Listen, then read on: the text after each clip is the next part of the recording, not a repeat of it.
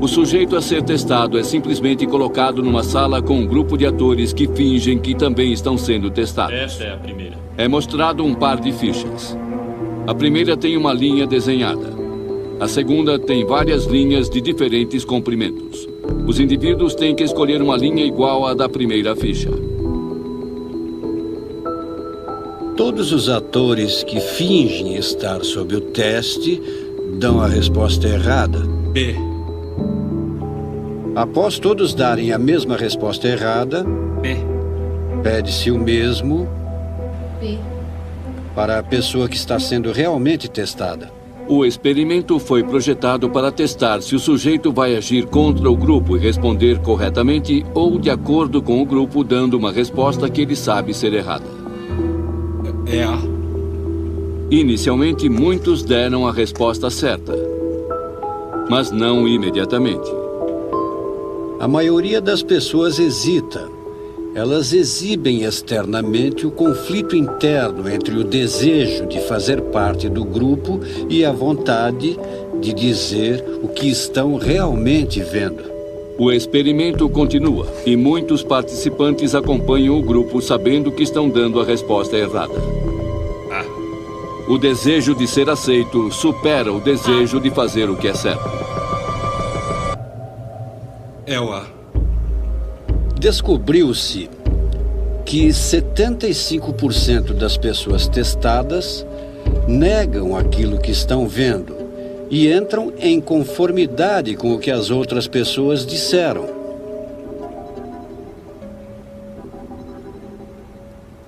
E não porque havia motivos legítimos para a incerteza, mas sim porque elas foram levadas pela força da conformidade com a opinião unânime do grupo.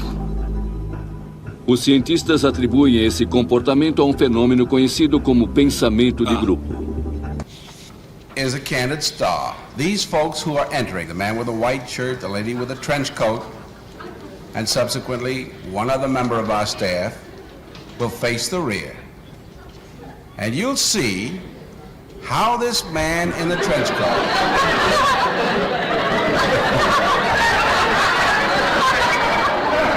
tries to maintain his individuality,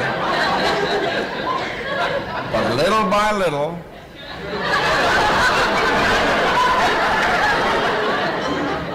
he looks at his watch, but he's really making an excuse for turning just a little bit more to the wall.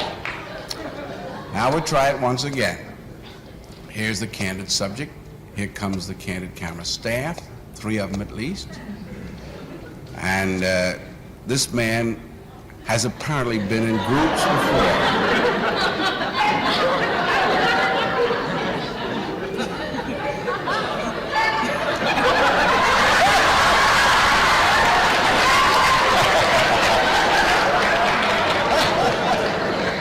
Now, here's a fella with his hat on in the elevator. First he makes a full turn to the rear and Charlie closes the door. A moment later, we'll open the door, everybody's changed positions.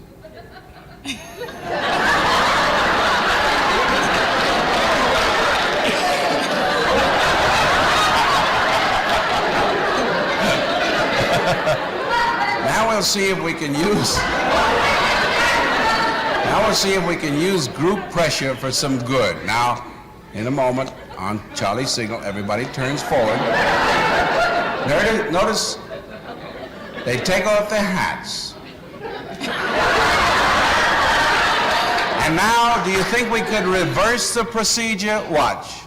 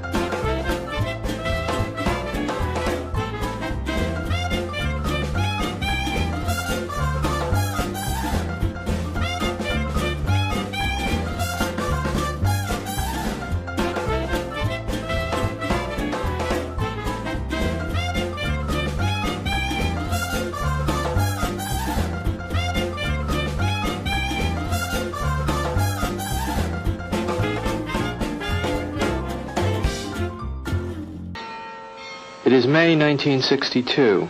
An experiment is being conducted in the Elegant Interaction Laboratory at Yale University.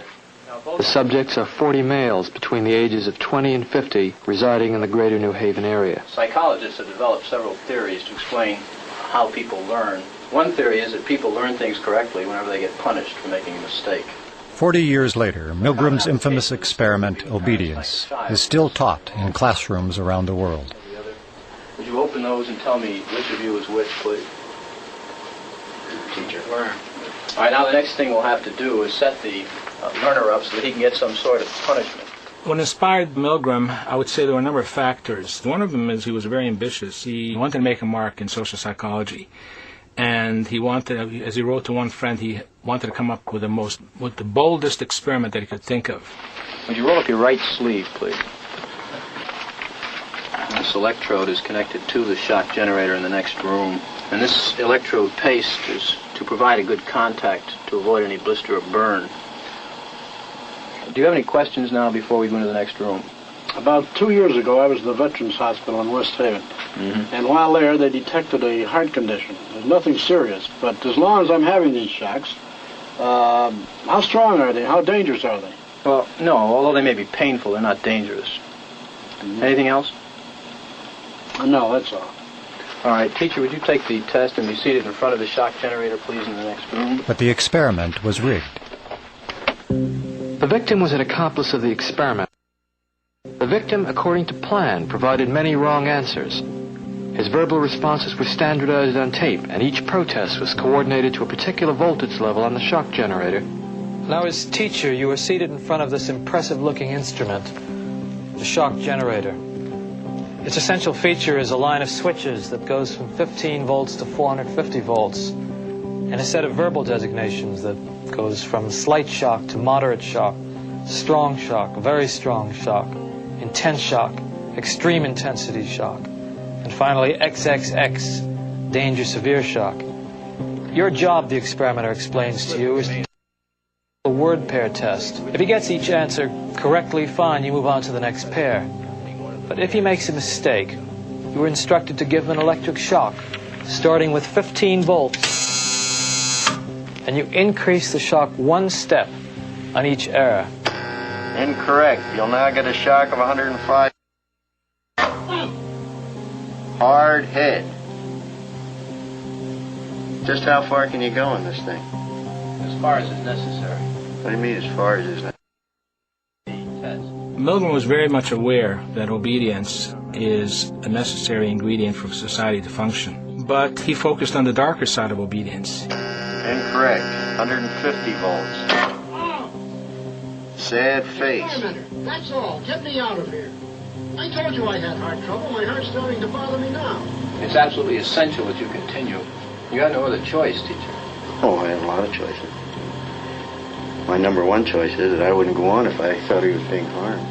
Now, this man makes disobedience seem a very rational and simple deed. Now, other subjects respond quite differently to the experimenter's authority. Wrong. It's hair. 75 volts, Jim.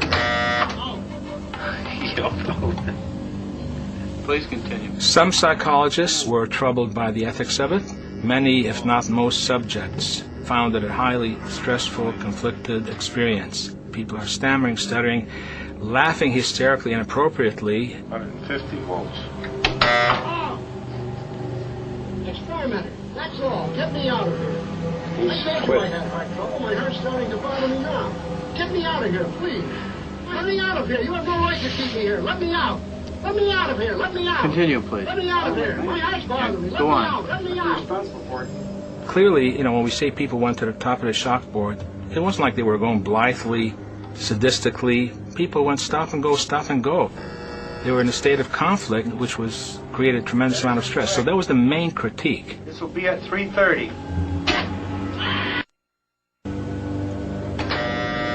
As his voice began to show increasing frustration, so did I.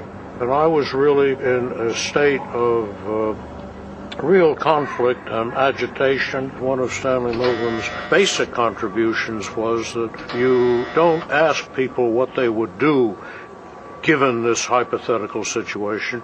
You put them in the situation. Wrong. I'm up to 180 volts. Please continue, teacher. 180 volts. I can't stand the pain. Let me out of here. Can't stand it. I'm not going to kill that man there. According to Milgram, one of the things that's a prerequisite for carrying out acts that are evil is to shed responsibility from your shoulders and hand it over to the person in charge. I mean, who's going to take the responsibility if anything happens to that gentleman? I'm responsible for anything that happens here. Continue, please. All right, next one, slow. He didn't hold any gun to anybody's head. Just the fact that he conveyed a sense of authority. Roughly 60-65% of the people went all the way to the top of the shock board. 450 volts. That's it. Now continue using the last switch on the board, please. The 450 switch for each wrong answer. Continue, please. I'm not getting no answer. Don't the man's health mean anything? Whether the learner likes it or not, we But must... he might be dead in there.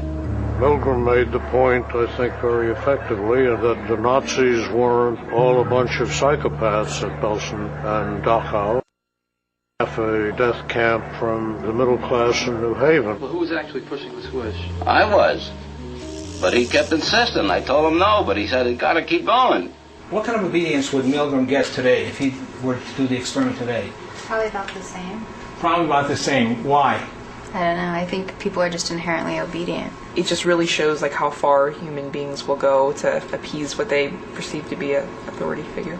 Milgram has identified one of the constants, one of the universals of social behavior. The readiness to obey authority cuts across time. It's a constant. The other outstanding and distinctive thing about the obedience experiment is how much it has and keeps on permeating contemporary culture and thought. It's still with us in very, very important ways.